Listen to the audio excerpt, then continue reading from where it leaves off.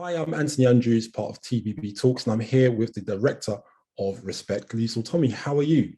I'm well, Anthony. How are you? I'm very well. All the better for speaking to you. Thank you so much for your time. First of all, congratulations on Respect. It's an incredible movie. I really enjoyed it. I love the performance of almost said Aretha Franklin there, Jennifer Hudson. Incredible performance. And I guess what I wanted to start off with was asking you about this specific period that the film focuses on. Can you tell us about why you were so compelled to tell that particular story at that particular juncture in Aretha's life? Absolutely. Well, when I was first talking to the studio and talking to the producers, I knew that that was the period that I was the most interested in. And when I pitched my idea of the film, I said that it should start in childhood and go until, the early 70s, because that's when I think she experienced the most change. And that's when she really found, came into herself as an artist. And, you know, the tagline I gave them was that it should be a movie about a woman with the greatest voice in the world who was struggling to find her voice. And that time period to me kind of encapsulated all of her journey and her change as well. So it's not just a musical journey, it's also a political journey, because she was such an important activist, and she lived through the civil rights movement, and she lived through change from civil rights politics to Black power politics. And that was all very compelling for me. Absolutely. And I've got to thank you for really showing us that side of Aretha Franklin, because I left the film realizing how little I knew about her life and her experiences. So thank you so much for that.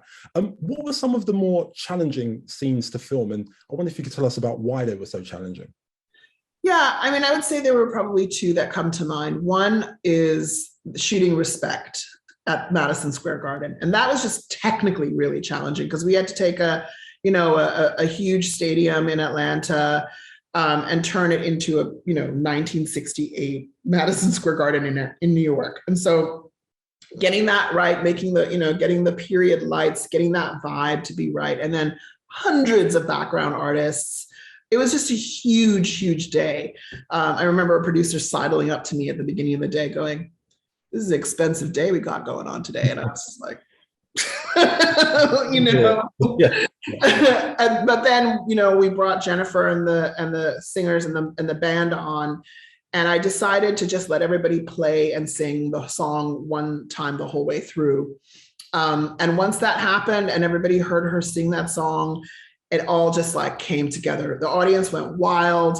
The crew burst into tears. It was just this is what we had been, the kind of the penultimate moment. And after that, it was just, a joy for the rest of the day. That was really a fun and stressful day.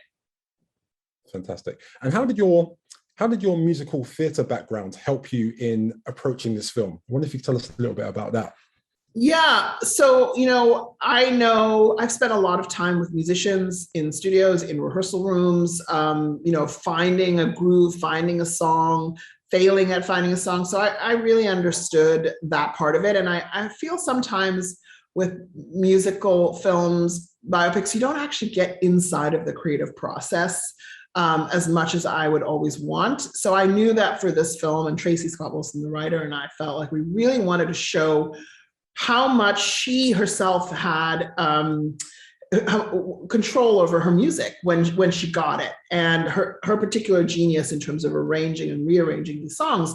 So the songs function both as a way of furthering story of where they're placed in the film is kind of, how what I learned in musical theater is let the music be a vehicle for storytelling. Let us understand more about the character after the song is completed. And then the other part was just really get in there, Muscle Shoals and the making of Respect, really get in there and give it time, because that's how, finding, that your creative flow takes time, and just allow that to happen, allow the camaraderie with the musicians and the band to really live. Definitely. And I wonder, as you approach this film, were there any biopics that you have seen in previous years that you used as inspiration or influence to help you with this project? I actually stayed away from rewatching biopics, in the process, but definitely, for me, I loved Mahogany when I was young. I watched it with my mom. Diana Ross's performance in that film, was just just one of my favorite films. And I actually love this strange biopic called Coal Miner's Daughter, which, because it took place in this, white rural country music world, which is so foreign to me growing up in South Africa. But there was something that felt so authentic about it that I kind of fell in love with it. And I felt like, it's when I brought on Tracy to write this, she grew up in the Baptist church. Her father was a preacher, her grandfather was a preacher. And I knew that we needed to have that kind of authenticity because Aretha kept it real and she was always herself. And the movie had to keep it real that way too.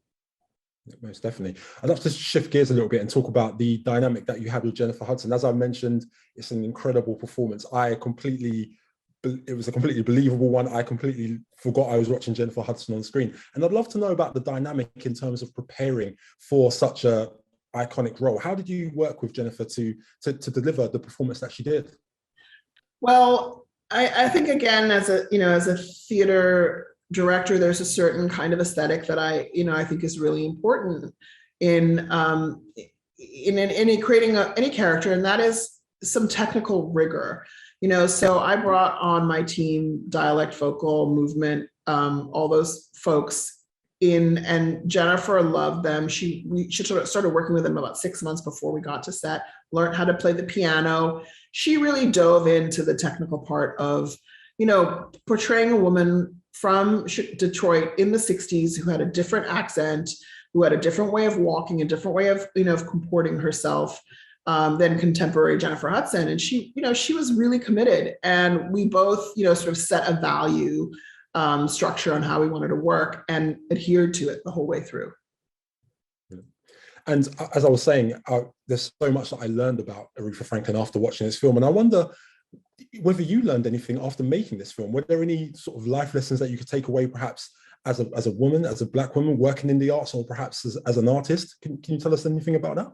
Absolutely. I think the scene where she says, I want to make this album, Amazing Grace, and the producer's like, oh, no, that makes no sense. We can't do a gospel album after all these, pop and R&B albums. And she insisted because that was what her spirit was telling her to do. She stayed true to herself, no matter what people thought was the right thing for her.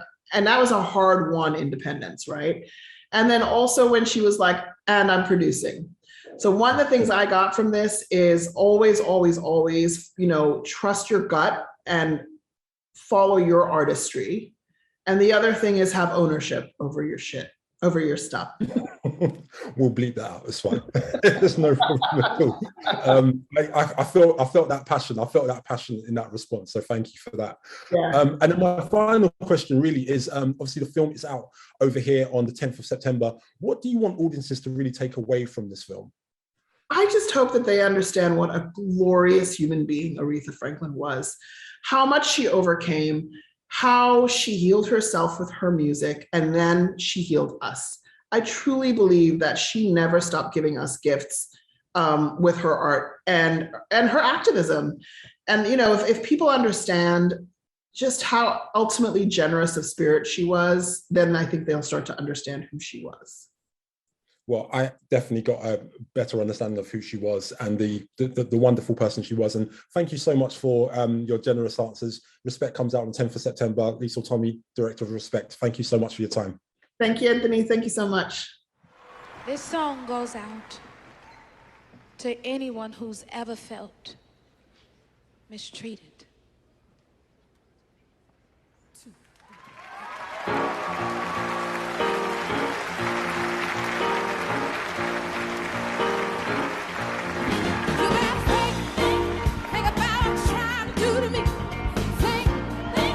that you're back on at yourself before